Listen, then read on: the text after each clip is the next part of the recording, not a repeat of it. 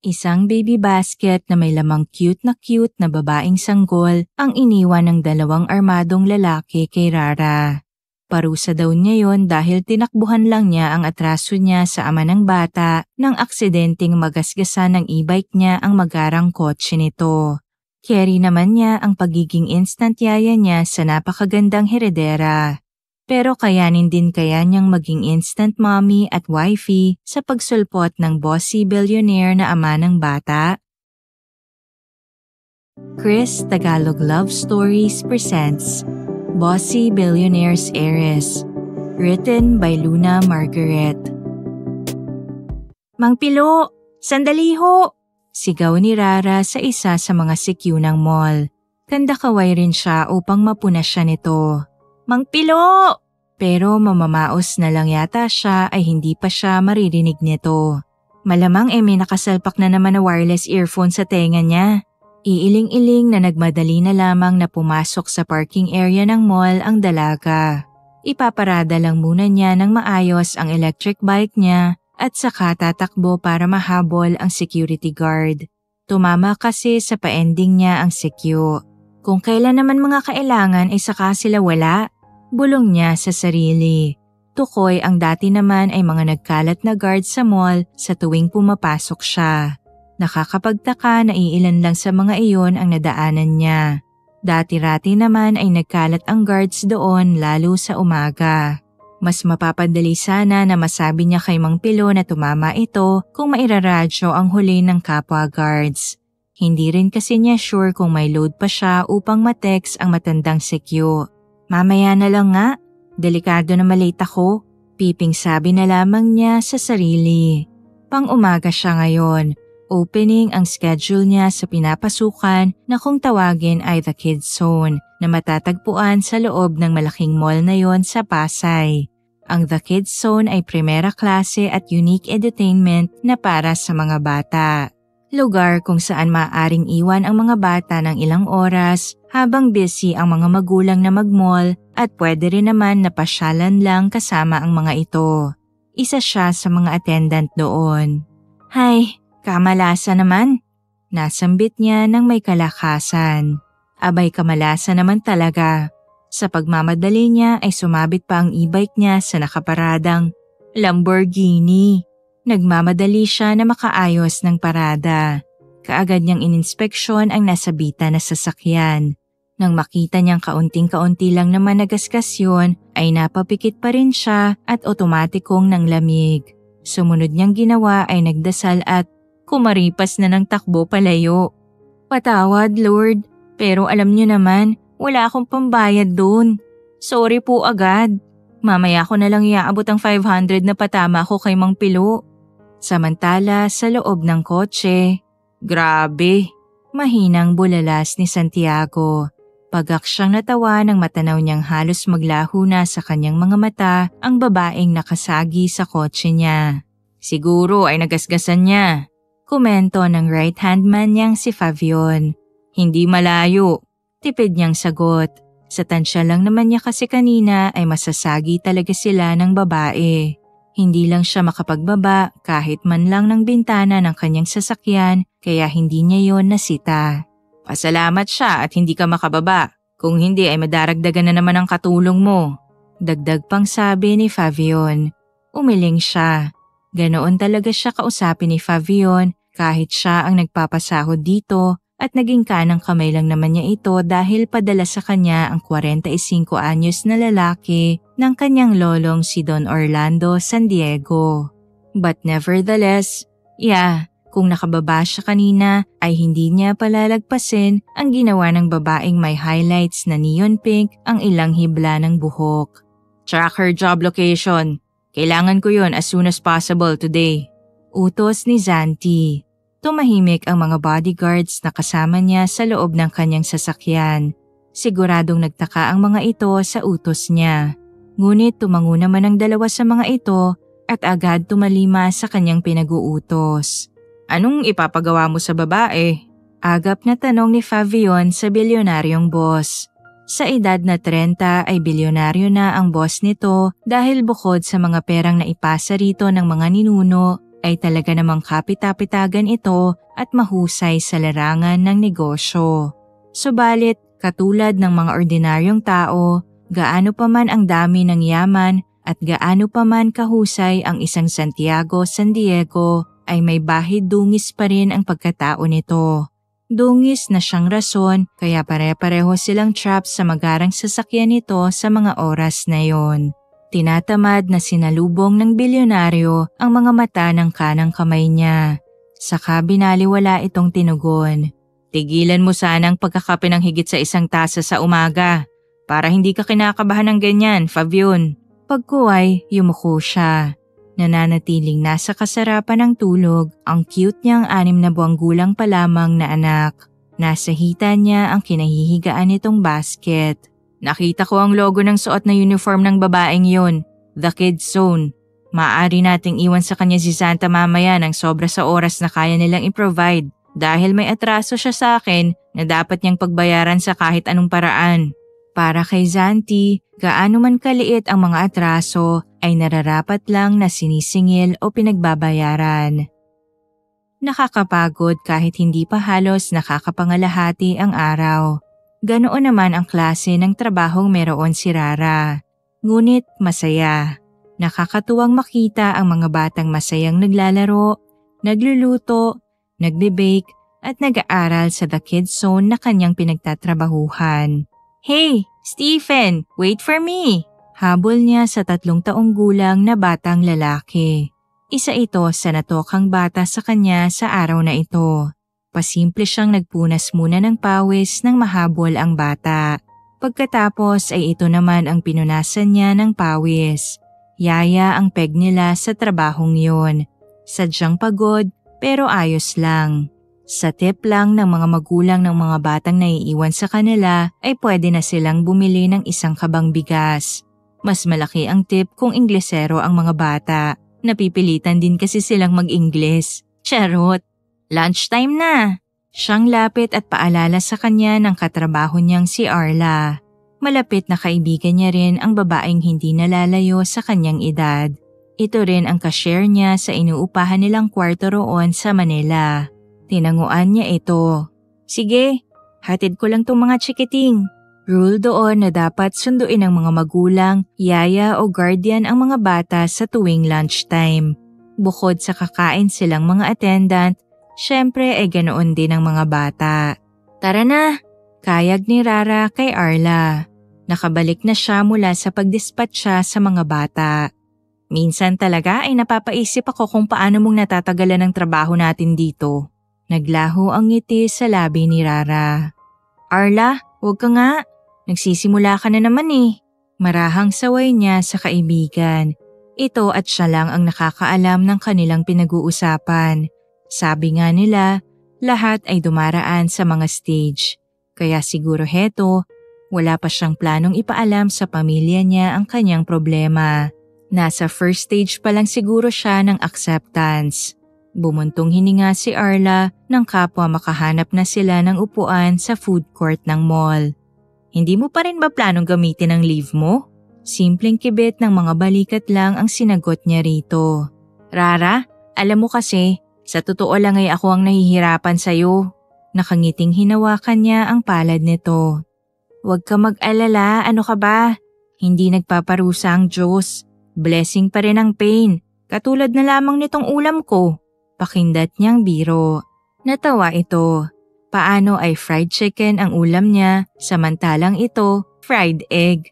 Loka, itinira ko talaga sa ref yan para ikaw ang mahirapan na mag-fried sa ating dalawa, no? Ganting biro ni Arla sa kanya. Nagkatawanan na lamang sila. Kung ano naman kasi ang ulam ng isa sa kanila ay para rin yun sa isa. Hati naman sila sa lahat ng bagay mula pa noong maliliit pa lamang sila at nasa probinsya. Ganoon na katagal ang friendship nila. Sinubok na ng maraming unos at ligaya. Ang kulit ni Stephen, nagutom ako ng very light. Pagkakwento ni Rara, nagsisimula na silang kumain. Gwapong bata ano? Ang gwapo nga ng tatay. Naputol ang sinasabi sa kanya ni Arla nang may 2 kalalakihan ang basta na lamang tumabi sa kanilang dalawa. Sabay pang naupo ang mga yon. Palibhasa ay mahaba ang upuan sa food court ng mall kaya nakatabi ng walang pasabi sa kanila ang mga ito. Mga disente naman ang suot, hindi rin mukhang goons. Wala ring suot na cap na tulad sa mga napapanood na villain sa palabas. Pero may baril ang isa sa mga lalaki. Binalot lamang yon ng hand towel upang pasimpleng maipakita sa kanila.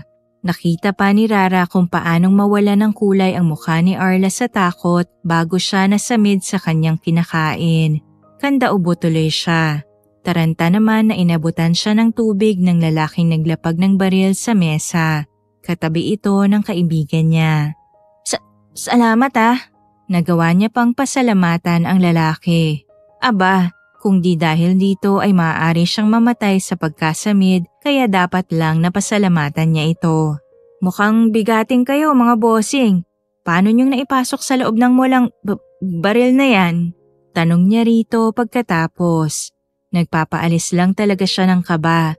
Baka mahimatay kasi si Arla. Mas malilintikan sila kapag nagkataon. Hindi na kami magpapaligoy-ligoy pa, Miss Rara Quezon. Anang lalaking katabi niya. Tinakpa naman niya ang nameplate niya. Para lang alisin din ang palad niya roon nang ma-realize niyang wala namang apelido na nakasulat doon.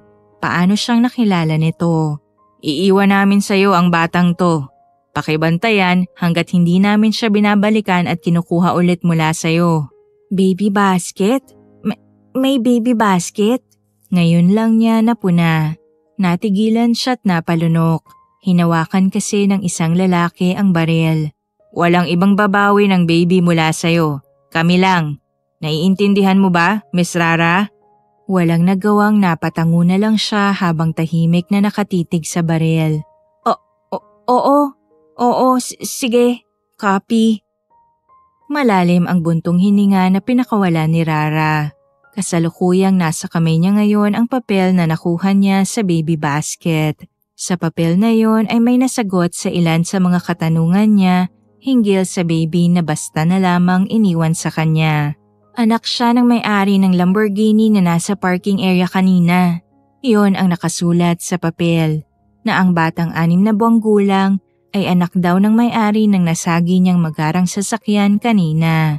Nabanggit doon na dapat niyang alagaan ang baby hanggat hindi ito binabalikan sa kanya dahil sa atraso niyang pagkakagasgas sa kotse. Problema ko kung paano nga alagaan to. Tsak na magastos. Anak mayaman din ang baby na to. Katakot na makagat lang ng lamok ay makatay ako ng mga magulang nito. Problemadong pag-amin niya kay Arla. Tahimik niyang minamasdan ang baby basket. Sigurado siyang napakamahal ng basket na yon. Dinukot niya mula sa kanyang bulsa ang kanyang cellphone. Saka nagsimulang mag-tap sa screen nun. Magsasabi na muna siya sa boss nila na magli-leave siya ng 1 linggo. Sasabihin na rin niya tuloy sa nanay niya ang napasukan niyang sitwasyon. Kanina ay nagmadali sila na matapos sa pagkain para agad na matangay nila ang baby sa the kids zone. Buti na lang talaga ay wala ang visor nila roon ngayon kaya malaya nila yung nagawa. Kundi titingnan sa kopya ng CCTV, hindi malalaman na may bitbit silang baby pabalik. Gagi, Rara, ang daming pera oh. Manghang bulalas ni Ara. Napalunok ng 2 sunod si Rara. Perang ang tunay ang pinakita sa kanya ng kaibigan. Nakatali yon sa loob ng puting sobre. Makina lang ang makakabilang ng ganoong karaming pera. Shucks, 50K ata to. Mayaman ka na. Bulalas pa ni Arla sa hindi makapaniwalang tinig. Siya naman ay hinahanap pa ang boses niya. Kung may pera roon, aba naman, mukhang sa kanya na nga muna ang bata. Nang gaano katagal naman. Lumapit siya sa basket. Usog ka nga, aniya kay Arla. Patingin nga at baka may sulat pa. Taboy niya sa kaibigan. May naka-attach kasing bala ng stapler sa hawak niyang papel, so meaning, bale may second page talaga yun. Mukhang napilas lang. Wala naman, ani Arla. Wala nga. Milk bottle lang ang nandoon at milk container. Maayos na nasa ilalim ng sapin na kinahihigaan ng baby ang mga gamit nito. Nasa bandang paanan yon ng bata. Baka nahulog. Sayang naman hindi natin nabasa. Aniya na lamang. Arla shrugged. Yaan mo na. Yayamanin ng batang to. Heredera. Sigurado akong bukas makalawa ay alam naman na ng magulang niyan kung saan ka matatagpuan para mabawi nila sa iwang bata. Nayakap niya ang sariling mga braso. Ang laki ng pera. Medyo nakakatakot naman alagaan ng bata na to. Nakakatakot pero nakaka-excite, diba? Tumango siya sa sinabing yun ni Arla kahit ang mga mata niya ay nakatitig lang sa batang babae. Kanina niya pa talaga hindi maalisan ng tingin ang baby. Ayaw man niyang sabihin pero ang baby na yon ay tila inadya ng langit sa kanya.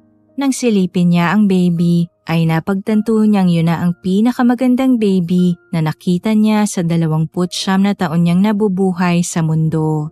Napakaganda mo naman, namamanghang sambit niya. Bilog na bilog ang mga mata ng baby. Kulay brown yun.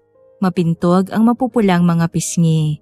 Nangumiti sa kanya ang magandang labi nito at ipakita ang nag-iisang ngipin ay napangiti siyang pinindot-pindot ang pisngi nito na siyang mas kinabungis-ngis ng batang kilala na yata ang bagong tagapag-alaga niya. Mas lalo pang naniwala si Rara sa binuo niyang paniniwala na inadya ng langit na sa kanya mapunta ang magandang baby nang kapitan ng munting palad nito ang kanyang daliri. Iniwan lang kamo ang batang to sayo doon sa trabaho mo? Nakagat muna ni Rara ang sariling dila bago siya tumango bilang tugon sa tanong ng kanyang nanay. Siyempre pa ay hindi niya maaaring sabihin dito na may armadong lalaki ang nag-iwan sa kanya ng baby at baka atakihin ito sa puso. Kaya ang rason na binigay niya, iniwan sa kanya ang bata sa trabaho at nakisuyo ang nanay na alagaan niya muna. Ora mismo ay nagamit niya tuloy ang leave niyang pinipilit sa kanya ni Arla. Inuwi niya ang baby sa probinsya nila. Hindi naman pwedeng manatili ang bata sa lugar kung saan sila nakatira ng kaibigan niya at malapit yon sa estero. Sa tingin niya ay isang pantal lang sa balat ng baby ay malilintika na siya. At least sa probinsya, presko ang hangin, may kulambo, higit sa lahat ay naroon ang nanay niya para gabayan siya sa pag-aalaga sa baby. Wala pa naman kasi siyang anak kaya wala pa siyang alam sa pag-aalaga. Ganun na nga po, Nay. Hanggang kailan naman? Hanggang sa matapos po ang leave ko sa trabaho. Pagsisinungaling na lang niya. Sa loob-loob niya ay nananalangin siyang maging matiwasay ang mga susunod na araw para wala siyang maging problema sa pamilya. Wala namang magiging problema kung sa pera rin lang. Sobra-sobra pa ang binigay na panggastos ng mayaman na mga magulang ng baby kung para lang sa bata ang gagastusan. Siya naman ay may savings para sa bakasyon na yon. Pero normal na tao siya na kailangan ding magtrabaho. Sayang lang talaga at ang isang papel na hinahanap niya ay natitiyak niyang may contact number ng mga magulang ng baby. Napaka-cute naman ng baby na to, Ate Rara. Bulalas ng 14 na taong gulang na nakababatang kapatid niyang si Riri. Sobrang cute! Ang ganda ng mata niya, kulay brown. Ang bunsong kapatid naman niya yon na si Ruru. 10 taon lamang ito. Ano ang pangalan niya? Zanta, tipid niyang sagot.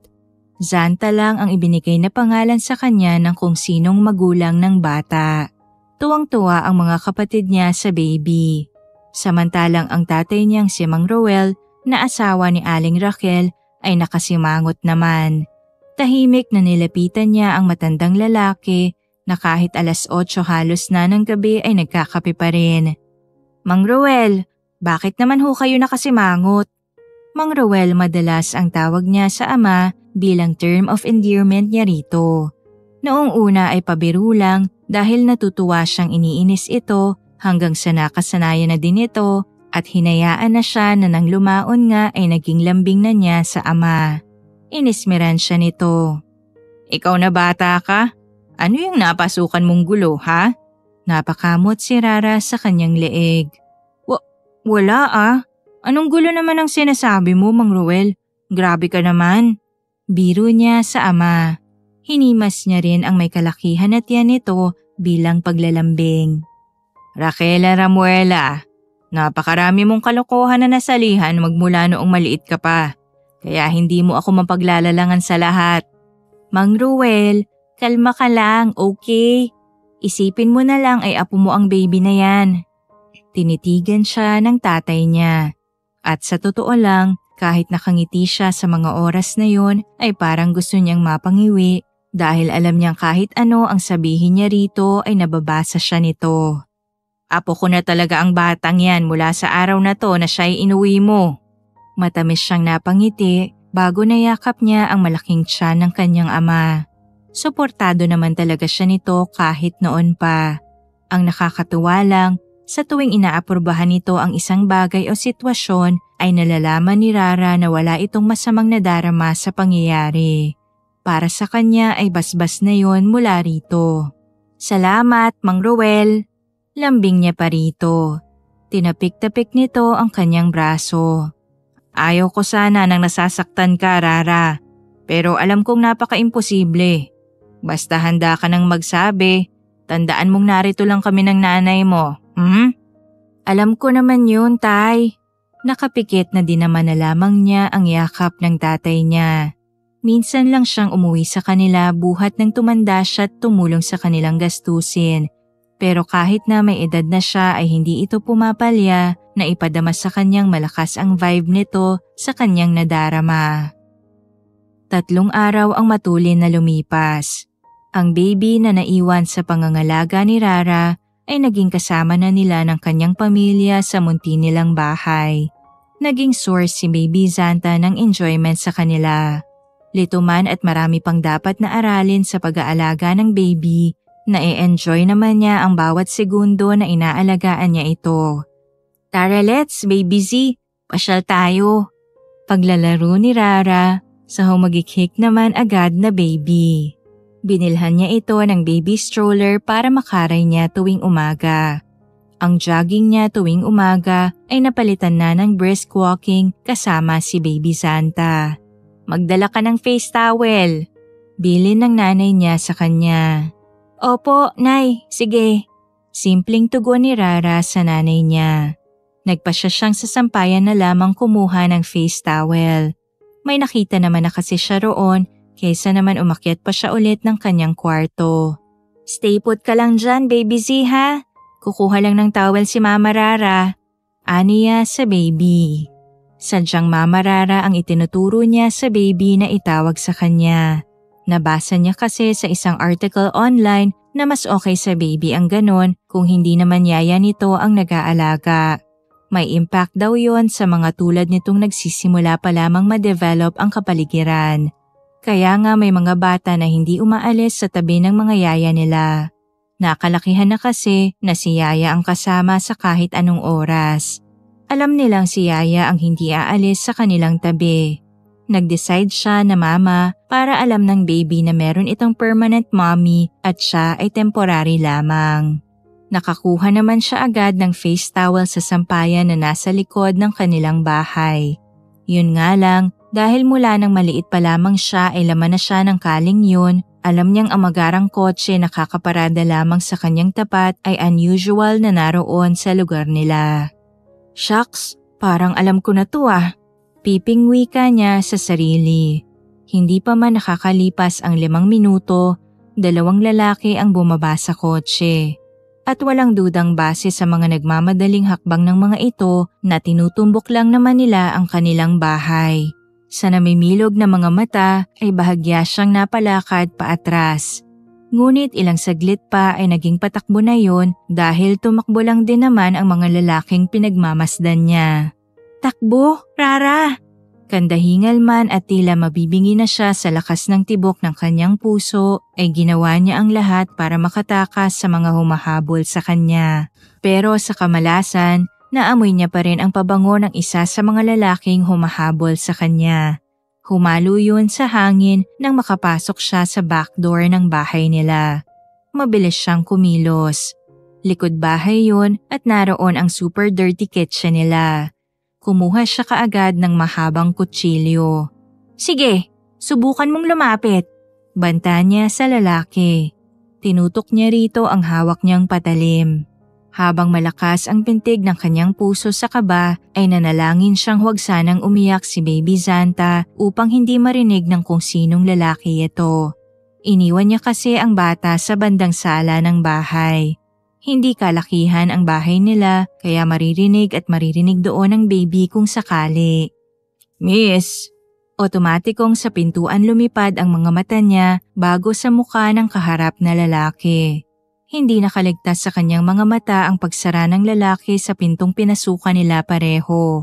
Though, hindi yun nakakandado. Subukan mong lumapit, sige. Nang malagyan kita ng gripo sa kahit saang parte ng katawan mo gusto. Muling pagbabanta niya sa lalaki. Disente naman ang lalaking nasa harapan niya ngayon.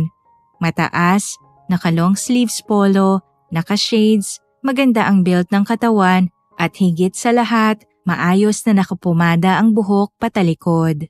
Bukod sa itsura ay baril ang una niyang hinanap sa katawan nito. Mukhang walang bitbit na baril ang isang to. Miss, wait! Ako si Santi. Pakilala sa kanya ng lalaki. Zanti? Who? Zantino ba? Ano, padala ka ba ni bro?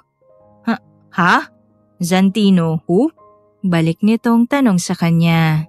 Sarkastiko siyang tumawa. Ayusin mo nga ang pagpapakilala mo, huy. Aniya sa slow na lalaki. Nagjo-joke na siya para kumalma siya kahit paano ay wala pa itong kaalam-alam. Parang napipikon agad na bumuga ng hangin ang lalaki. May dinukot sa bulsa ng suot na pants, leather wallet. Naglabas ito ng ID mula roon. Santiago, San Diego. Nako, lumang tugtugin na yan. Ingos niya rito. What? Hoy, ang mga San Diego ay kilala sa probinsyang to. Aniya sa lalaki. Exactly. Kaya nga dapat by now ay kilala mo na ako. Pinutol ng mas sarkastikong tawa niya ang sinasabi nito. Hibang ka ba, ha? Huy, hindi ka pa yata nag-aalmusal. Mas napipikon na ang mukha nito sa pagkakataong yun. Miss, look, hindi ako nakikipaglaro sa'yo. At sino bang nakikipaglaro? Matapang niyang kastigo rito. Labas! Nasa pamamahay kita kaya lalabas ka rito kung kailan ko sabihin. Inamban niya ang kutsilyo sa lalaki. Hintatakot na umatras naman ito. Nakikita kasi nitong napakarami ng kalawang ang kutsilyong hawak niya. Nag-angat ito ng dalawang palad. Formang tila sumusuko. Miss, I'm sorry. I have no time for this. I need to cut this chase. Anak ko ang baby na nasa pangangalaga mo. Sorry to tell you pero walang baby rito. Ikaw yata ang hibang. Kandaingos na turan ni Rara. Hindi nakaligtas sa mga mata niya ang pagkikiskisan ng mga ngipin ng kausap. Actually, kanina pa walang ligtas sa kanya ang kasulok-sulukang bahagi ng katawan ng lalaking kaharap dahil kinikilatis niya ito. Nararapat lang naman yun at kanina niya pa rin halos nahuhulaan na walang dudang ikiklaim nitong kilala ang baby na nasa pangangalaga niya. Nawindang nga lang ang bangs niya nang sabihin nitong ito mismo ang tatay ni Baby Zanta. Mas nakakawindang na nabanggit pa nito ang mga San Diego. Pinakamayaman ang pamilyang yun sa probinsyang kinalakihan niya. Hindi siya tanga na basta mapapaniwalang kaharap na niya ang isa sa mga miyembro ng pamilyang yun, no? Anong wala rito? Pwede ba yun? Pagtaas ng boses ng lalaki sa kanya. Buong buo at maotoridad ang tinig nito. Pero wala siyang pake kaya sinagot niya pa rin ito ng taas noo. Abay, oo naman.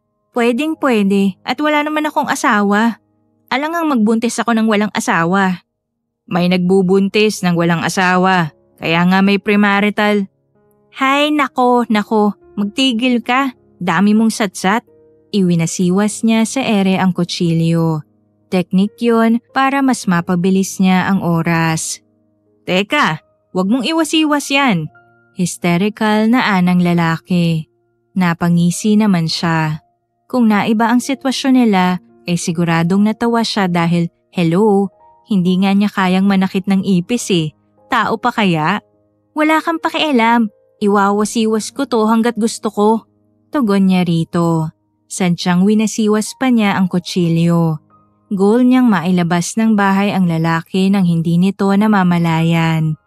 Iwasan mo na lang to hanggang kaya mo, mister. Hamon niya rito.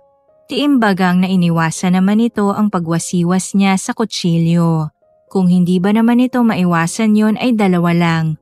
Mamamatay ito sa aksidenteng pagkakasaksak o sa tetano ng kutsilyo.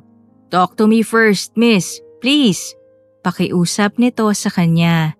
Kanda iwas. Hindi, walang tok-tok. Nakita mo nang may kutsilyo. Sagot ni Rara dito. Tok-tok pa ba? Hindi naman ito ang lalaking nagbigay sa kanya ng baby. Kabilin-bilinan pa naman nun na sila lang din daw ang babawi sa baby. Sumusunod lang siya sa instruction. Kaya nga pakibaba na yan nang magkaintindihan tayo. Goal achieved. Malawak na lamang na napangisi si Rara habang kinakandado na niya ang pinto ng bahay nila. Masaya talaga sa feeling ang tagumpay kapag pinaghirapan. Miss! Maagap na pagkatok ng lalaki mula sa kabilang bahagi ng pinto. Binitawan niya ang kutsilyo at nagpagpag siya ng mga palad. Alis na, mister! Pagtataboy niya sa lalaki. Walang baby rito. Nagsasayang ka lang ng energy at boses. Zanti couldn't believe what just happened. Napalabas lang naman siya ng bahay na kung tutuusin ay kapiraso lang ang laki sa sarili niyang pamamahay. Hindi niya talaga mapaniwalaan yun. Hindi kinakayang tanggapin ng ego niya. Naiinis siyang tunay. Mas nakadagdag sa inis na nananalaytay sa kanya ngayon ang mga siraulong tauhan niya na kung hindi dahil sa kanyang pera ay wala sanang pangbili kahit isang butil ng bigas. Anong tinatawa-tawa niyo? Tinigil ni Santiago ang pagsisintir para mapagalitan ang tatlo niyang tauhan. Pinanlisikan niya rin ng mga mata ang mga ito. Natigilan naman ang mga gunggong sa impit na mga tawanan. Kalma lang. Si Fabian mahinang tinapik ang balikat ng boss. Dito naman napunta ang panglilisik niya ng mga mata. Kalma? Do you really know what you're talking about? Paano mo nasasabi ang salitang yan gayong alam mong ang anak ko ay nasa babaeng yun, Fabian? Masungit na sabi ng bilyonaryo. Fabian chuckled. Dahil naman sa'yo kaya nasa kanya si Madam Zanta. Tigilan mo ako, Fabian. Hindi ako nakikipagbiruan sa'yo ngayon. Nag-angat ito ng dalawang palad, saka umiling. Hindi rin naman ako. Ang gusto ko lang naman sabihin ay isa kang kapita-pitagan na tao sa larangan mo kaya sana ay umakto ka sa tama. Mas pinanlisikan lang niya ng mga mata ang kanang kamay. Just shut up. Ihanda mo na lang ang mga gamit ko. Kumunot ang noo nito sa labis na pagtataka. Gamit? Clenching his jaws, he nodded. Damit, toiletries. Pero bakit? Nagtatakang tanong ng right-hand man. Kilala mo ako, Fabian. Hindi po pwedeng ang babaeng yun ang masusunod sa amin. She kicked me out. Then I let her taste the punishment of her own words and action. Malinaw ang sabi sa atin ng lalaki sa mall, diba? Walang ibang babawi sa baby. Sila lang. Mariing sambit ni Rara kay Arla. Kausap niya ang kaibigan sa cellphone. Tinawagan siya nito ng hapon na yon pagkatapos niyang ibalita rito ang nangyari sa pagitan nila ng lalaking nakipaghabulan sa kanya noong nakaraang araw. Oo, 2 araw na yung nakalipas. 2 araw na rin na hindi sila nakakapamasyal ni Baby Zanta nang dahil sa pangyayaring yun. Doon lang tuloy sila sa loob ng bahay nag-iikot-ikot ng baby stroller. Napilitan nga siyang bumili na rin ng baby carrier para makapaglibang-libang naman ang baby habang karga niyang namamasyal sila sa loob ng bahay. Paano kung siya nga ang daddy ng baby? Inayos niya muna sa sarili ang bago niyang biling baby carrier bago niya tinugon si Arla. Tetestingin na niya yun ngayon. Kung siya, isama na muna niya sa akin yung mga taong inutusan niya sa pagbibigay sa akin dito kay Baby Z. Yay! Ang bigat na nitong si Zanta. Tuwang-tuwa siya sa mapintog na pisngi ng kanyang alaga. Sa bagay, hindi naman pwedeng basta mo pagkatiwalaan ng isang taong magkiklaim na lang na daddy ng baby. Tumpak, pero true ba na siya nga si Santi San Diego? Aba, ewan ko sa'yo. Pinakita ko sa'yo ang litrato ng Santiago San Diego. Sabi mo ay parang siya naman. Ani Arla. Parang nga. Dahil sa madalas na mahinang internet connection sa probinsya nila, ay sa kaibigan siya nagpahanap ng pictures ng lalaking nagpakita sa kanya ng ID. Noong isend naman ni Arla ang mga nakalap nitong picture sa kanya, ay hindi niya rin halos makilala kung yun ba ang naka-encounter niya. Hindi ko sure. Nakasalamin kasi yung lalaki na nakahabulan ko. Pero sabi mo naman ay kawangis. Pareho nga ng labi, maliit, mapula, saka pareho ng panga. Aniya sa kaibigan habang binabalikan sa kanyang isip ang itsura ng lalaking nakaengkwentro niya. Yung ID picture kasi na pinakita niya, tinakpan ng daliri kaya hindi ma-recognize. Tumawa si Arla. Alam mo, hindi rin naman talaga malayo na siya nga. Di ba nga, sabi niya isa siyang San Diego. May pa 50,000 yung parents ng baby so mayaman talaga, Rara. Oo nga pala. Binawasan ko na nga ang pera na yun. Binili ko ng needs nitong si Baby Santa. Masaya nga mamili ng mga damit. Hindi naman nagbigay ng baby clothes ang parents niya. Kaya inassume ko na para doon ang perang yun. Para nga sa baby yan, loka. Naglaho na sa isip ko ang tungkol doon pagkatapos ko mag-shopping. Itinabi ko na kasi. Ani Rara. Ilang palitan pa ng salita ang namagitan sa kanila ni Arla bago ito nagpaalam na. Tapos na rin kasi ang break time nito. Sila naman ng anak-anakan niya ay doon lang. Maglalakad-lakad sila gamit ang bago nitong baby carrier. That money is really for my baby. Salamat sa pag-aasikaso ng needs niya while she's here with you. By the way, my eyes are free now. Pwede mo nang masigurado kung ako nga si Santi San Diego. Natigilan ang dalaga sa paghalik sa pisngi ni Baby Santa. Nang lingunin niya ang kung sinong nagsalita na yon ay napamaang siya sa gulat. Ang lalaking nasa loob ng bahay nila sa mga oras na yon, walang iba kundi ang lalaki sa mga pictures na pinadala sa kanya ng kaibigan niyang si Arla. Santiago San Diego? Their eyes met and they lingered for a few seconds. At katulad ng naramdaman ni Rara nang mapagmasdan niya sa picture ang mukhang yun, ay natigagal siya. Hindi maitatatwa na masarap sa mga mata ang kagwapuhang taglay ng lalaki. Parang kagandahan ng anak nito. Striking, mouth-watering, mesmerizing. Ako nga, sa seryosong tinig ay ani nito sa kanya.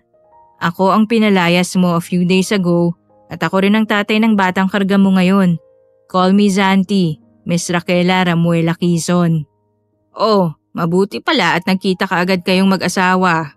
Singit ng kadarating lang na si Mang Roel. May bitbit itong bayong. Noon lang niya napuna na ang isang bayong na ginagamit ng tatay niya sa palengke ay bitbit ni Zanti. Mukhang nagplano talaga ang bilyonaryo para makapasok sa bahay nila. Mang Roel, ano hong ginagawa ng lalaking yan dito? Pinalayas ko yan nung nakarang araw eh. Alanganin na sabi ni Rara sa tatay niya. Oo, nagkakilala kami kanina sa palengke. Ikaw na bata ka? Inuwi mo ang anak ninyo nang hindi sinasabi sa asawa mong to. Pinalayas mo pa si Zanti. Galing daw siya rito sa bahay nung isang araw. At oo nga pala, napakarami mong dapat na ipaliwanag sa amin ng nanay mo. Pero sa ngayon, ang mahalaga muna ang asikasuhin mo. Ayusin mo muna ang problema niyo nitong si Santiago.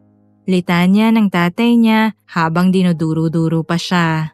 Lahat ng tinuran ng kanyang ama ay nagpatigagal kay Rara. Sunod-sunod yun na tila bomba na binagsak sa harap niya. Anak daw niya si Baby Santa at asawa raw niya ang impaktong lalaki na nakangisi sa kanya sa mga sandaling yun. Ke-horror! Paano nitong nasabi ang lahat ng yun sa tatay pamandin niya? Diyos ko Lord, pakibok ka nga ng lupa at unahin mong ipalamon kay Satanas si Santiago, please. Wow, buti pa ang anak mo, kilalang kilala ka. Samantalang ang asawa mo ay hindi. Sarkastikong sabi ni Rara kay Santiago. Pinagkariin niya ang salitang asawa talaga. Kakatapos lang niyang maligo. Nadatnan niya ang mag-ama na nasa sala, naglalambingan. Hinalik-halikan ng lalaking mahusay ang palad ng humahagikik naman itong anak. Halatang na-miss ng mag-ama ang bawat isa. Magandang tanawin sana. Kung hindi lang nakakabwisit ang tatay ng baby. Pwede ba? Huwag kang magsalita na parang ako ang may kasalanan kung bakit ko sinabi yun sa tatay mo. Anong gusto mong gawin ko pala? Mag-rap ako para mas malaman mong oo, kasalanan mo nga. Nakapamewang niyang pagtatalak dito. Umingos ang lalaki. Do it. Total ay nagnanag ka na. Mag-rap ka naman para maiba. After all, I have never listened to rap music in my entire life. Binibigyan kita ng permiso na iparinig yun sa akin ngayon. Naniningkit ang mga mata na dinuro niya ito. Hoy, wag mo ako ma-Ingles-Ingles ha. Baka gusto mong mawalan ka na ng life ngayon din. Sarkastiko siyang ninisian ito. Bad news. Sa ating dalawa ay ako ang mas makakagawa niyan kahit narito ako sa loob ng bahay niyo.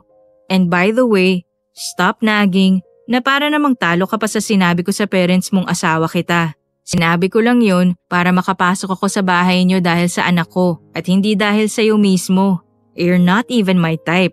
So please stop dreaming that I really meant it. Mas naningkit ang mga mata ni Rara sa sinabing yon ng bilyonaryo. Tanga ka pala eh. Ikaw yata ang nasa panaginip. Yang sinabi mong yan sa mga magulang ko, hindi mo ba naiintindihan yan ha? Sa ginawa mo, nilagay mo ko sa alanganin. Hindi yan mangyayari. Sinabi ko na kasi sa kanila na kasal na tayo. Pinakitaan ko rin sila ng fake papers. Nang dilat ang mga mata ng dalaga sa gulat. Ano? Kasal naman ngayon? Bilyonaryo ako. Lahat ay posible sa akin. Mayabang nasabi ng ungas. Bilyonaryo ka, kaya akala mo ay magagawa mo na ang lahat? Asik niya rito. Bilyonaryo ako kaya oo, magagawa ko ang lahat. You kicked me out of this house last time. Look where I am now. Besides, punishment to sa ginawa mong yun, Miss Rara. Nagmamalaking sabi sa kanya ni Zanti. Nagkiskisan ang mga ngipin niya sa pagkainis. Punishment? Pagkatapos mo kong pag-alagain ng anak mo ay ako pang may parusa mula sa'yo? Hindi makapaniwalang bulalas niya. Pinaalaga ko si Santa sa'yo dahil parusa mo yun sa pagkakasagi mo sa kotse ko. Wala ka namang ibabayad dun for sure. Mayabang na naman itong turan. Kinagat ni Rara ang sariling dila bago pa niya mamura ang lalaking kaharap. So, you mean, parusa ko yon dahil nasagi ko ang kotse mo. Tapos, itong basta na lang na pag-entra mo sa nananahimik kong buhay at bahay ay parusa rin dahil sa pagpapalayas ko sa iyo noong nakarang araw kasi ikaw naman talaga ang daddy ni Baby Zanta? Exactly. At lahat ng parusang ito ay pinataw mo. Tama ba? Napipikon niyang sambit. See, because lady, all of her sins, big or small, may karampatang parusa na dapat pagbayaran. Sarcastic na natawa ang dalaga. Ay, iba. Gwapo lang pero may topak naman. Saka inis na bulong niya. Narinig ko yun. Wala akong topak. Nagkataon lang na nagkamali ka ng kotseng binangga kaya nangyari sa iyo ang lahat ng to. Sagot pa sa kanya ng lalaking kasing tindi ng kayabangan ang mga pinaglalaban sa buhay. May topak ka, bossy ka. Hindi mo naisip ang mga kaakibat ng mga ginawa mo. Pinakitaan mo pa ng fake papers ang tatay ko. Sinabi mong asawa mo ko. Ano sa tingin mo ang mangyayari sa ating dalawa ngayon, ha? Nginisian siya ng siraulong bilyonaryo bago siya pinagmasdan mula ulo hanggang paa. May mangyayari lang naman sa atin kung ikaw ang magbibigay ng motibo. Sigurado naman kasi akong kahit ipatabi ka pa sa akin ng mga magulang mo dahil sa fake papers na pinakita ko sa kanila ay hinding-hindi kita pakikialaman. Umusok yata ang ilong ni Rara sa nais ipakahulugan ng lalaki. Lalo na nang mas matagal at nakakainsulto nitong pinagmasdan ang kanyang dibdib. Well, anyway, I just noticed. Wala rin naman palang interesanting mapapakialaman sa'yo. Abat! Naputol ang litanya niya nang malakas na bumungis-ngis si Baby Zanta. Napanganga siya sa gulat. Mag-amangang sadya ang dalawang ito na nasa kanyang harapan at parehong nanlalait ng babaeng maganda lang pero flat-chested. Ikaw ba talagang asawa nitong anak ko, iho? Pang-apat na beses na yatang tanong yon ng nanay ni Rara. Sa totoo lang ay nais na niyang sapuhin ang sarili niyang ulo sa kahihiyan ng kanyang inaabot nitong mga nakaraan. Ang lahat ng yon ay dapat na isisi sa walang iba kundi kay Zanti San Diego. Nay, ilang beses niyo hubang itatanong yan? Kakamot-kamot ang sariling kilay niyang turan sa ina. 5 araw na ho rito si Zanti. Paalala ni Rara rito na medyo sarcastic ang tono. Tumawa naman si Mang Roel. Hindi lang makapaniwala ang nanay. Ikaw naman, Rara.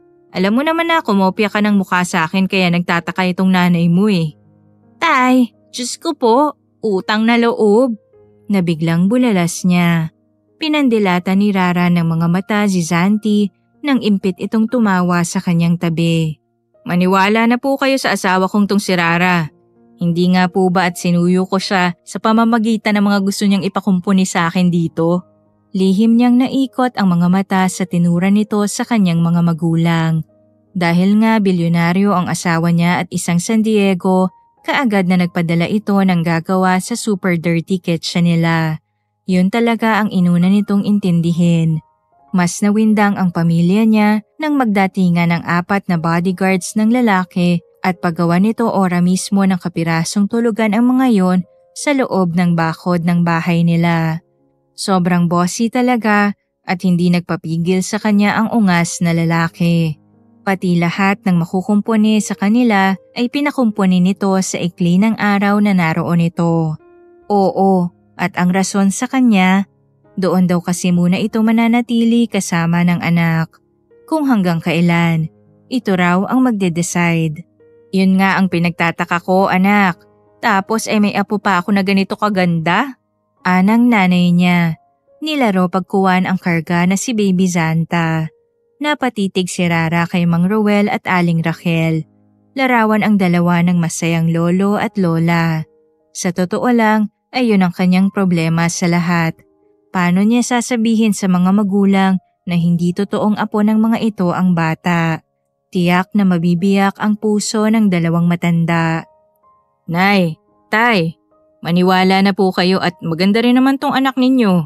Kinulang lang siya sa paliligo. Si Zanti, pabirong umakbay pa sa kanya. Nabigla naman siya sa pagtawag ng bilyonaryo ng nay at tay sa mga magulang niya. Mas kabigla-bigla naman sa kanya ang pagbibiro nito at akbay.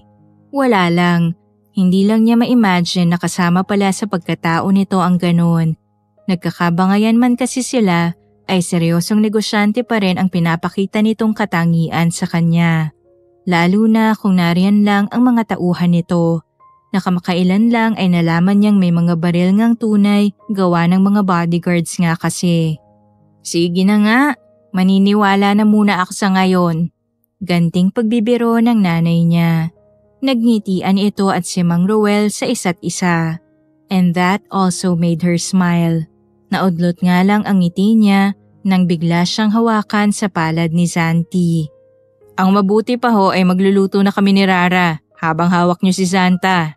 She rolled her eyes again. Sakit na talaga ng ungas na lalaki ang biglaan na magdedesisyon. Paladesisyon nga at bossy ang isang ito. Siyempre ay pumayag naman ang mga magulang niya. Ang kinagulat lang niya ay ang pagpayag ng kanyang sarili sa holding hands while walking na yon na pauso ni Santiago kahit nakalayo na silang dalawa sa mga pinakikitaan ng palabas. Oh, hoy, Don Santiago, anong ginagawa mo dyan sa kama ko? Mula sa laptop ay nag-angat ng tingin si Zanti. Nalingunan niya si Rara na animo bata na nakaternong pajamas at may yakap na malaking teddy bear. Cute. Tumikhim siya upang palisin ang mga kung ano-anong isinasaksak niya sa kokote. He never used the word cute to an adult female, for Pete's sake. Itinabi niya muna ang laptop sa ibabaw ng bedside table bago niya ito tugunin. Dito na ako matutulog sa kama, Rara. Masakit kasi sa katawan na matulog sa sahig. Tugon niya. Sa mga mata niya ay otomatikong umusok ang ilong ng dalaga dahil sa narinig mula sa kanya. Oy, hindi pwede. Hindi yan ang napag-usapan natin. Ang usapan ay usapan. Sabi nito agad sa may kalakasan na tinig. Sumampa sa kama si Rara. Tinaboy siya na para siyang batang munti. Tinulak siya sa kanyang balikat na akala mo naman ay matitinag siya ng kapirasong puwersa na meron ito kumpara sa kanya. Nagpabigat naman siya. Ayaw ko. Kung gusto mo ay ikaw na lang ang matulog sa sahig. Sanay ka naman yata. Namilog ang mga mata nito. Hoy, bahay namin to, paalala lang. Saka may kutsyon kang hinihigaan, kaya anong masakit sa katawan ng matulog sa sahig ka dyan? Basta, dito rin ako sa kama matutulog. Iba pa rin ang lambot nito sa kutsyon na pinapagamit mo sa akin. Also, ikaw naman ang hindi pumayag na bumili ako ng sarili kong kama. Totoo yun. Inawat siya ng babae nang sabihin niya rito na kailangan niya ng tulugan na kama. Ako na naman ang sinisisi mo. Paano kang bibili ng kama may kama na nga ako? Mag-asawa tayo. Yun ang sinabi mo sa magulang ko. Oh, may mag-asawa ba na magkahiwalay sa tulugan, Aber? Iyon naman pala. Alam mo naman pala na walang mag-asawa na hiwalay sa higaan. So, dito ako matutulog. Katabi mo. Tabi tayo. Mariin niyang sambit. Hoy, hindi uubra yung pagiging bossy mo sa akin pagdating sa tulugan. Magtigil ka. Sige na, please. Hindi ako malikot matulog. Hindi pwede. Kandailing na ani ni Rara. Sabi nila, tumatahimik daw ang babae kapag nilalambing. Hindi siya marunong maglambing ng babae, pero sabi rin naman nila ay may mga ginagawa tayo na kusa na lang natin na gagawin dahil yun ang kailangan sa isang sitwasyon at yun ang sinasabi ng utak natin na gawin. Kaya pwede na sigurong isisi sa utak niya ang ginawa niyang pagsapo sa bewang ni Rara upang maipinid niya ito sa malambot na kama at mahampas ng unan sa mukha nito. Huwag ka nang pakipot, misis. Kung hindi, ay isusumbong kita sa nanay at tatay. Nakakainis lang. Ang nanay at tatay na mga salita ay tila naging magic words na para kay Santiago. Sa tuwing nababanggit kasi nito ang mga yon, ay parang may kung anong mainit na bagay ang dumadaklot sa dibdib ni Rara. Hindi niya alam kung bakit ganoon ang epekto sa kanya ng simpleng pagtawag ng bossy billionaire na ito sa mga magulang niya. Pero bakit kailangan niya pang i-assess kahit ang mga ganong epekto? Mas papansinin lang niya, mas mapupunan niya lang. Hindi ba? Ang kapal talaga ng mukha mo. May pagsumbong ka pang nalalaman.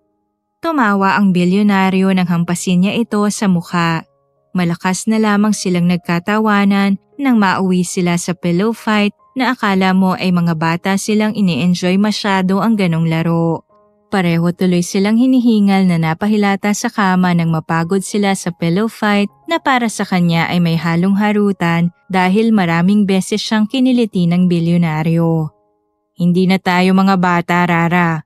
Ang pagtulog sa iisang kwarto ng lalaki at babae na wala namang relasyon ay hindi normal, pero naniniwala akong ang matapang na babaeng katulad mo ay hindi basta mapapayagan ng ganitong sitwasyon kung hindi niya kaya ang sarili niya. Biglang wika ni Santi habang parehong nakatutok ang mga mata nila sa kisame ng kanyang kwarto. Korek ka naman dyan. Tama ka rin na hindi na tayo mga bata. Kaya wag mong kalimutan na dapat ay mas responsable na tayo ngayon. Ang pagsasama ng babae at lalaking walang relasyon sa iisang kwarto ay maraming kaakibat. At wag nating kalimutan sana na kasama na rin ang katinuan. Seryosong sagot naman ni Rara. Bumangon ang bilyonaryo, humarap sa kanya. Napilitan naman siyang salubungin ang mga mata nito. Ikaw na rin ang may sabi na bossy ako. So, makakaasa ka na kahit marupok ka sa gwapong tulad ko ay hinding-hindi kita pakikialaman hanggang hindi ikaw ang mag-i-initiate sa ating dalawa na gawin natin yun. Tumikwas ang isang kilay niya. Hindi ako marupok sa mga tulad mo. Aware lang talaga ako na hindi dapat na naiiwan ng lalaki at babae sa iisang kwarto kaya may relasyon o wala. He chuckled. Bakit naman? Hay, wag na, wag na. Hindi ko gusto ang ngiti mong yan. Iningusan niya ito. Bad news yan. Ang ngiti mo kasi ay gustong gusto ko. Kita mong kaharutan ng bossy billionaire na to? Kung makahirit ng mga salita, akala mo naman ay walang anak. Ang anak ko nga pala. Balikwas siya ng bangon nang maalala niya si Baby Santa.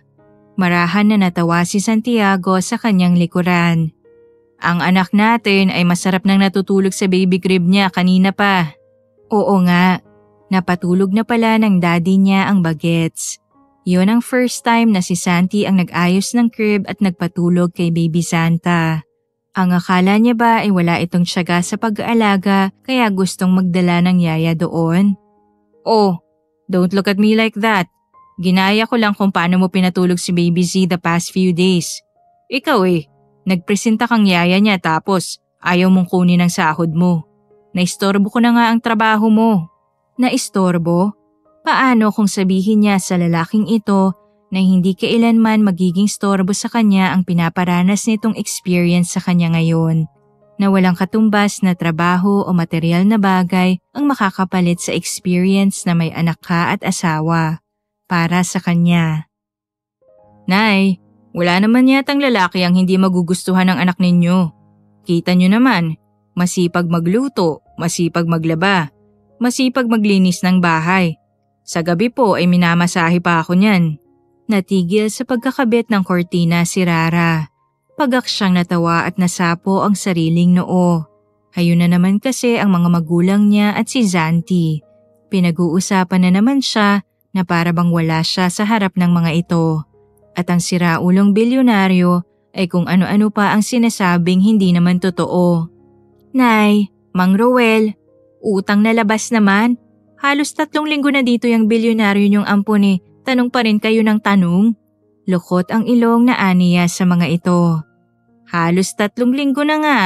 Kaya nga kami ay nagtatakan at nakakatagal tong bata na to Rene. Ang tagal naman pala ng epekto ng gayuma na napainom mo sa kanya, anak. Sabi ni Aling Rachel. Iiling-iling na pinagpatuloy na lang niya ang ginagawa. Mababaliw siyang kausap talaga ang mga magulang pagdating kay Zanti. Biro man ng mga magulang niya yun ay alam niyang kahit kaunti ay tunay ang katanungan. Hindi niya naging magulang ang mga ito kung hindi niya ito mga kilala. Ano po bang proof ang gusto niyo para maniwala kayo na mag-asawa kami ni Rara? Si Zanti, pinagbibigyan na naman ang kalokohan ng matatandang pasaway. Abay siya nga, may ipapakita ba kayo sa amin na matagal na naming nais makita? Pagsakay naman ng tatay niya sa biro ng manugang na hilaw. Meron po. Wait, baka pwede ng pruweba to habang alaga ni Riri ang anak namin. Santiago? Ay! Hiyaw na lang ang nagawa ni Rara bago siya mariin na napapikit. Hinintay na lamang niya kung saan siya babagsak. Marahan na sasawayin niya sana ang bilyonaryo dahil sa pag-uga ng kinatutuntungan niyang hagdan ay hindi na niya nagawa. Nahulog na kasi siya sa mga bisig ni Santiago San Diego. Ano tong ginagawa mo? Pautal niyang tanong sa lalaki. Kasalukuyan na magkasalubong ang kanilang mga mata habang karga siya nito na tila sila bagong kasal dahil nga nahulog siya mula sa kanyang kinatutuntungan kanina.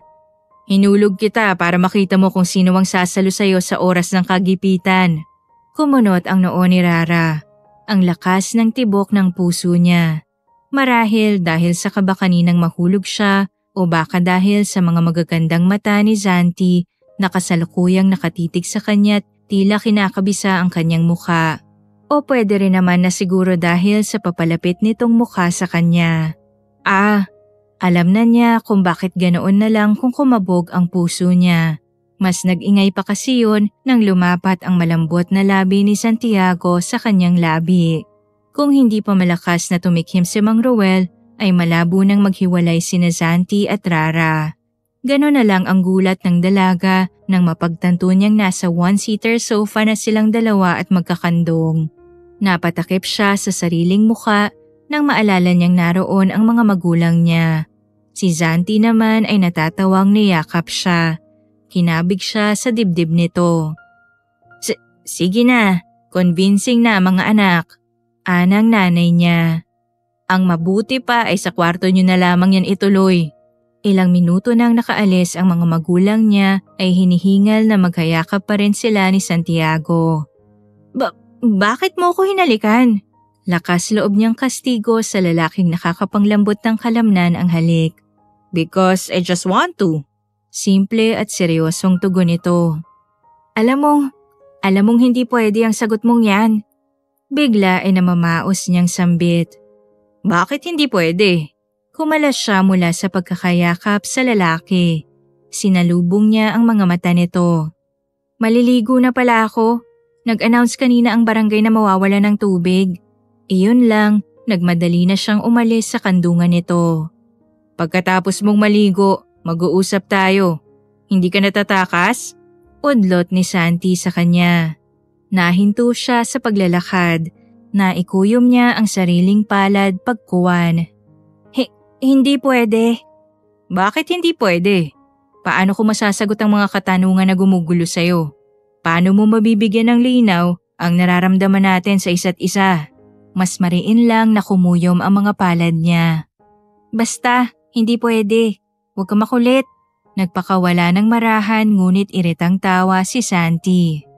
Pwede, dahil bossy ako, remember? Then, try me. Tingnan natin kung sino ang tunay na boss sa ating dalawa sa puntong ito. Santiago San Diego. Palabang hamon ng dalaga. Shoot! What the heck? Galit na sigaw ni Zanti. Kalma. Ikaw ang dapat na kumalma, Fabian.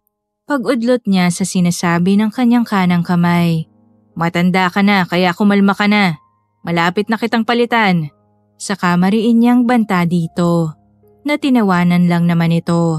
Kalmado naman ako palagi. Kaya oo, hindi ako naniniwala na kaya mo akong palitan sa trabahong to na ikinabubuhay ko at akin ang kamamatayan. Iritang naikot na lamang ni Zanti ang mga mata. Daig pa kasi ni Fabian ang nasa old film kung makapagbitaw ng salita. Bilisan mo na nga lang magmaneho bago ako mainis sa inyong lahat. Mga wala kayong silbi. Baling na lamang niya sa iba niyang tauhan. Sumusunod lang naman kami sa utos mo. Hirit pa ni Fabian. Ang sabi mo ay bakasyon na natin ang pagstay sa probinsya nila Miss Rara. Walang pressure, enjoyin namin. Ang sabi mo pa, para pagbalik natin sa trabaho pare-pareho ay handa tayong lahat sa toxic na schedule.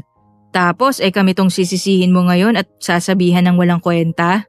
Kayo naman itong magkasama ni Miss Rara mula pa kagabi sa loob ng kwarto niya.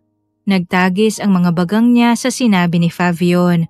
Totoo naman kasi yun.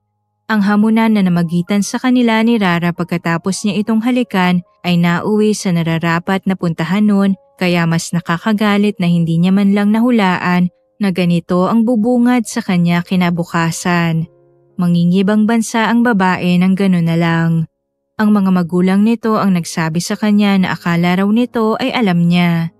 To sum up, ayos ang lahat sa kanila ni Rara. May nangyari sa kanila kahit hindi pa sila nagkakausap ng maayos tungkol sa lahat. Kaya nagulat siya na ngayong umaga na nilook forward niya ang pag-uusap nilang yun ay sa kanya lang malalaman na ngayon pala ang alis nito papuntang Korea para mag-factory worker doon. Oo. Pagkatapos nitong ibigay ang sarili sa isang bilyonaryo ay saka pa talaga naisipan ng babae na ituloy ang pangingibang bansa. Mayabang na siya kung mayabang, pero kaya niyang bayaran ang sasahurin nito sa Korea ng ilang taon. Sa tabi niya ay siya lang ang magiging trabaho nito. Hindi man niya maipapangako na hindi ito mapapagod at hindi ito mapupuyat, hindi naman na nito kailangan na ma-homesick. Bilisan niyo na lang, sige na. Isipin ko palang na baka nakaalis na si Rara ay mababaliw na ako. Hinang-hina niyang nasabi sa kanyang mga tauhan. Marahan na naiumpog niya pa ang sariling ulo sa sandalan ng bintana ng kanyang kotse. Kaya naman natin siyang sundan sa bansang yun. Oo nga, boss. Kaya rin natin na ibalik siya dito anytime. Siya nga, boss. Ikaw pa ba? Sabi sa kanya ng mga gunggong niyang tauhan. Ginawa siyang bata ng mga ito na inaalo. Naiintindihan niya naman. Lubos din niyang nauunawaan ang katotohanan sa mga sinasabi ng mga ito. But heck, he didn't like the idea that Rara could just leave him like that. Oo, ang bossy side ng bilyonaryo ay malakas na humihiyaw ng mga katagang, "Hindi mo ko dapat na iwanan, Rara. Hindi mo rin dapat kayang mawala ako. Nakakainis ka." Kung kagabi kasi ay hindi pa siya halos sigurado, ngayon ay siguradong sigurado na si Santiago. Pag-ibig na ang nadarama niyang ito. Nakakagulat, nakakatanga, nakakabaliw. Pero ang lahat ng emosyon ay hindi hamak na masaya at masarap lahat sa pakiramdam kahit nakakaligalig na tunay.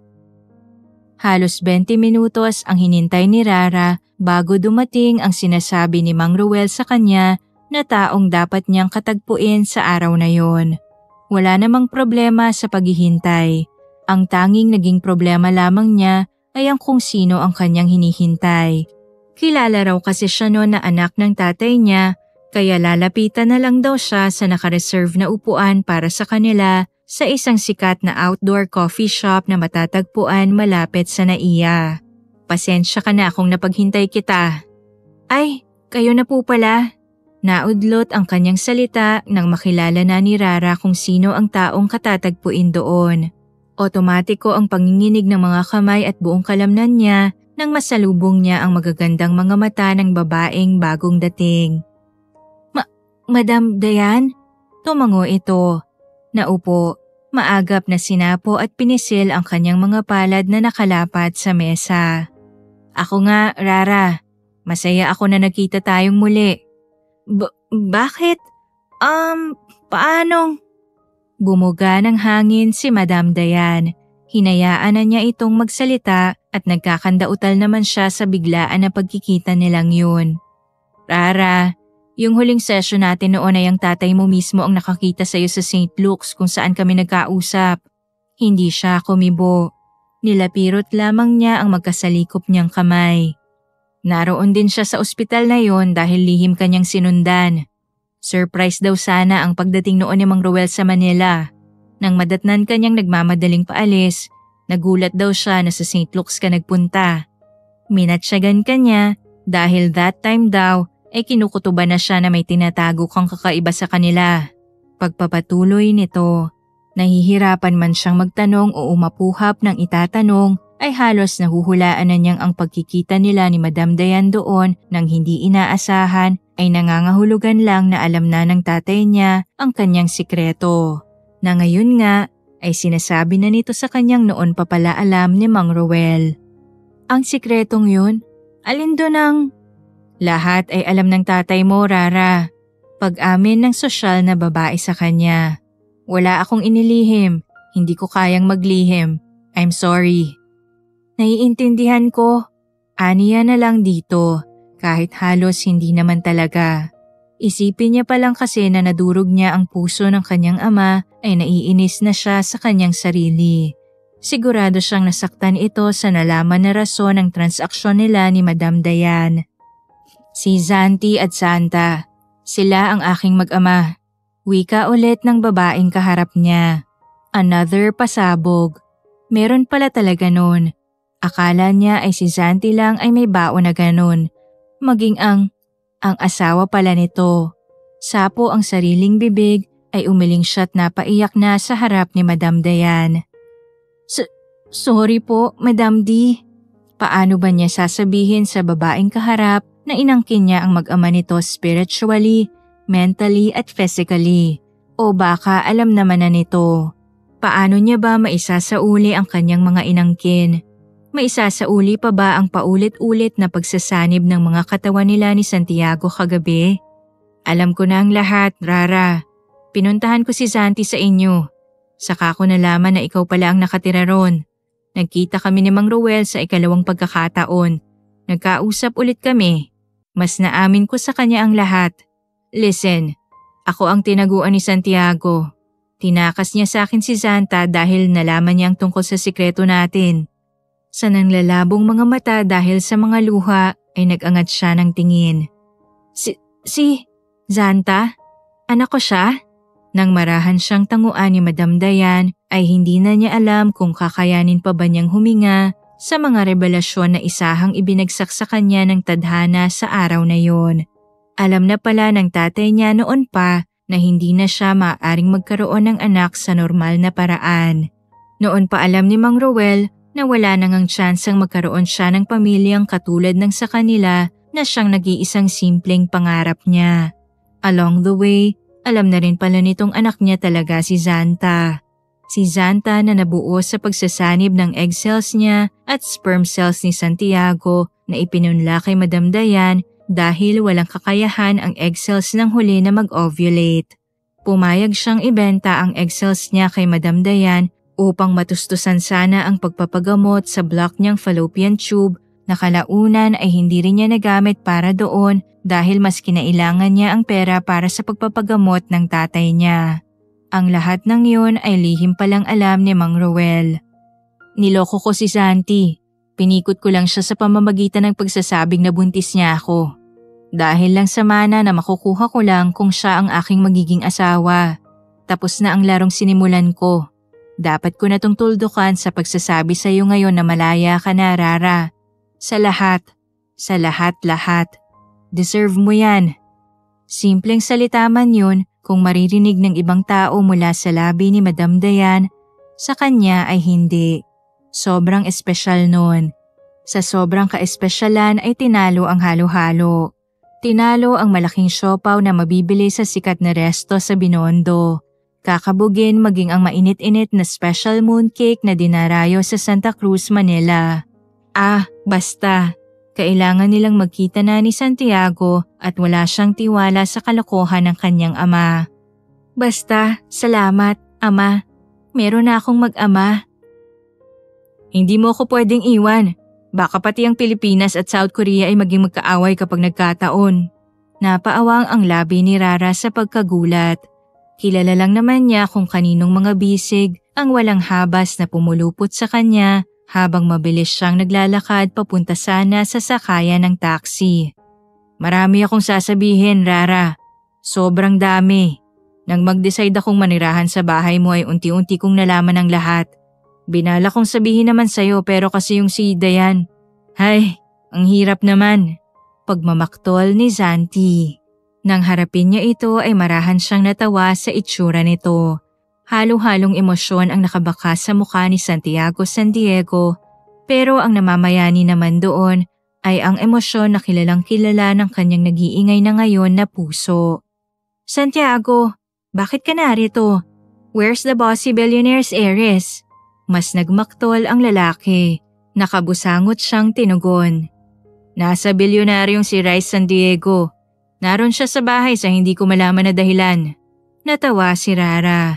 Kilala niya ang binanggit nito dahil sikat nga sa kanila ang mga San Diego. Wow! Hindi ko akalain na darating ang araw na mapag-aalaga ko ng aking anak ang mga bilyonaryong tao na dati ay naririnig ko lang ang mga pangalan. Wow ka rin! Hindi ko akalain na darating ang araw na may babaeng ipagpapalit ang bilyonaryong tulad ko sa kakarampot niyang sasahurin sa Korea. Natawa siya.